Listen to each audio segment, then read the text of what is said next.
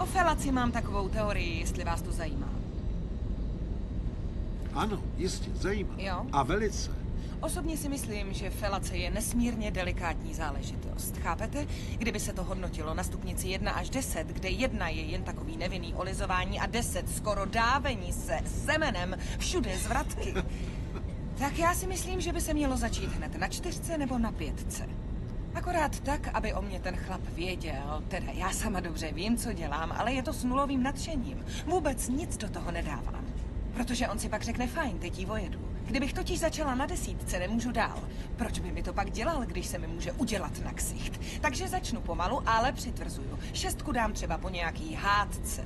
V rámci usmíření. A když do mě chlap vrazí slušný prachy, nebo když mi dá něco pěknýho, dárek nebo tak to bude třeba za 8. Ale pak zase pěkně zpátky. Zpátky na 3, na 4, na 5. Protože to každýho ptáka vždycky 100% přiměje k tomu, aby se pořádně probral. Víte, co myslím tím, že se probere? Jistě. Že jo? Jasně. A chlap bude prostě říkat, zlato, co se děje, seš nějaká divná, jsi nějaká smutná, ale ve skutečnosti si říká, do prdele práce, už mi ho pořádně vykuř. Takže, co teda přesně by si mělo zasloužit 10? Já nevím, tak třeba uvedu nějaký příklad.